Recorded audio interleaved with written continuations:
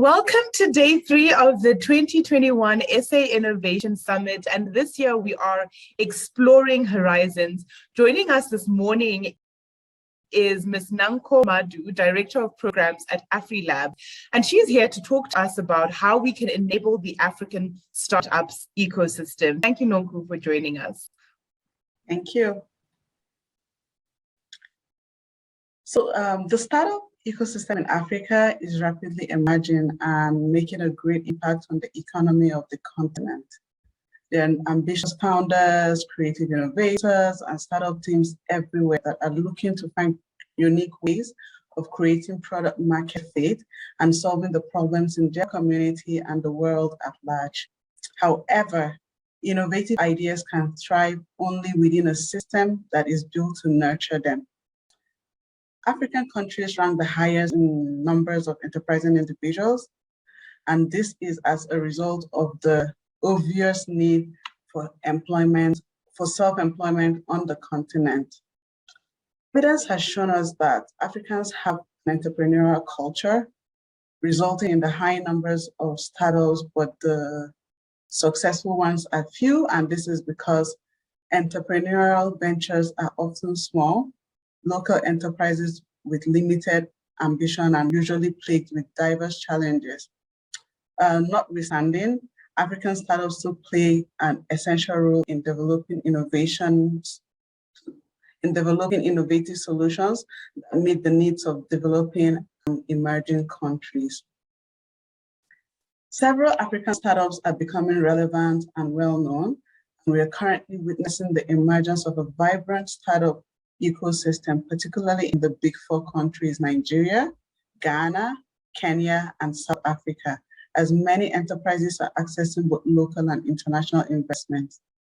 The relevance of the African innovation ecosystem is demonstrated by the inflow of investments into the development of the ecosystem by top companies like Facebook, Google, and Mozilla. Everybody wants to tap into the ecosystem. Everybody wants to develop products and support system for the ecosystem. It shows that it is promising. And so there is therefore a need to provide an enabling environment for the ecosystem through access to markets by creating systems and policies that allow startups to enter new markets to sell their innovative products and services. It is also a crucial step for every entrepreneur, since there is also the challenge for startups to grow businesses beyond local borders. And this can be done specifically when we begin to create, develop, and support digital platforms.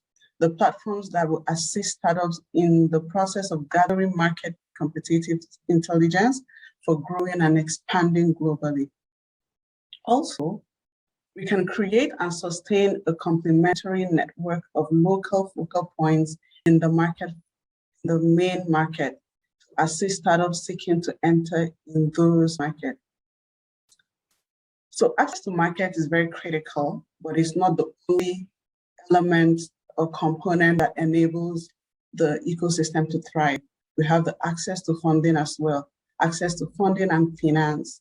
African startups ecosystems have insufficient availability of capital in the local market, which is limiting the growth of the local African country ecosystem. In order to enable growth within the ecosystem, there is a need to, one, increase the availability of private, public, local funds to support the growth of African startups from early stage to later rounds of investments. There's a need to design and implement a training and education program for investors interested in investing in African startups, aiming to expand globally. There's also a need to create, develop, and support investors' roadshows through networking events, competitions, incubators, accelerators, programs, as well as support system as a way to foster proximity between Africa and the other continent startups and investors.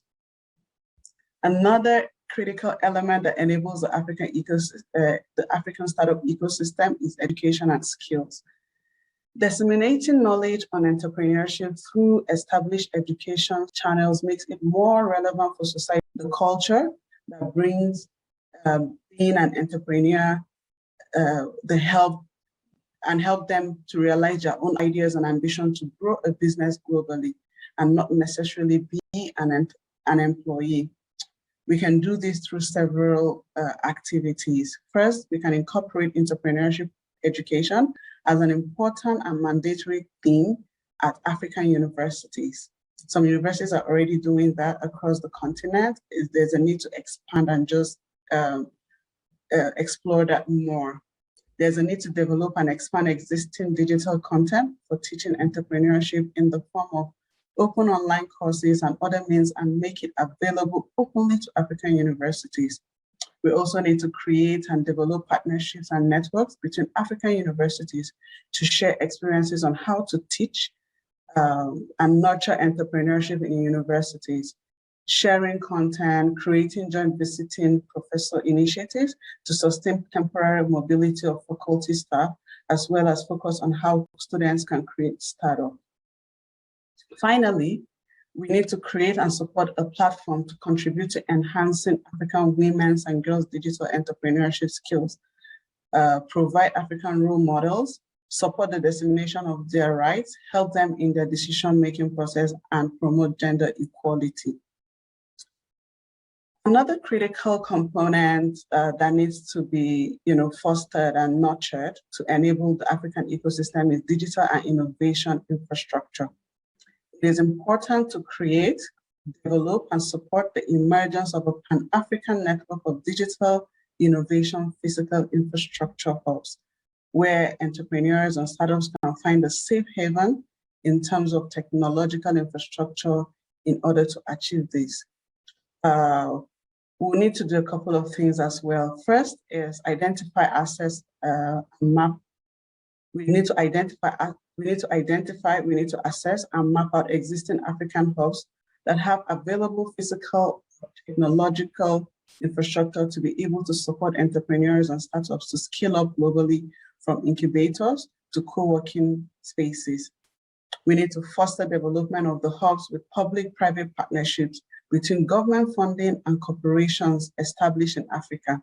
Finally, we'll need to develop networking mechanisms between existing and new hubs to share hard and soft technology capacity and enhance synergies between hubs across the continent, including sharing development strategies and experiences. I mentioned that I'm currently in Accra, and my organization is implementing a program that enables this within the continent. We are currently holding a series of regional physical workshops in 6 African countries, including Ghana, Kenya, South Africa, Egypt, Cameroon, and Senegal, where we bring together existing and new hubs together to network, train them on building investable and successful startups, and begin to create these synergies to further enable the African startup ecosystem. Now, we all know that government and regulatory framework are a critical part of the ecosystem. It is important for intermediaries like hubs and ESOs to facilitate conversations on ease of starting business, tax incentives, and business policies on behalf of the startups, because the startups are not positioned to do that. We need to hold roundtable discussions, with policymakers. We need to ensure that whatever comes out of these roundtables or these conversations are carried and implemented, and it results in favorable policies and business environment for these startups. Another critical component, I would say the last on my list, is just culture. Research has shown that culture has strong impact on developing startups and entrepreneurial behavior. Family, friends, colleagues, they play a very strong role as a source for developing entrepreneurial behavior. Their moral and financial support can help a startup to take risk and calculate new ideas in their businesses.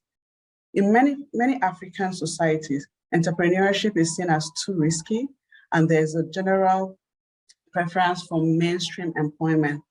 This also goes further to touch on gender issues, as most times self-employed women are frowned upon, and they don't get the kind of support they get. You hear women, entrepreneurial women or enterprising women getting messages like, oh, you need to go marry and rest, you're struggling too hard, you're working too hard.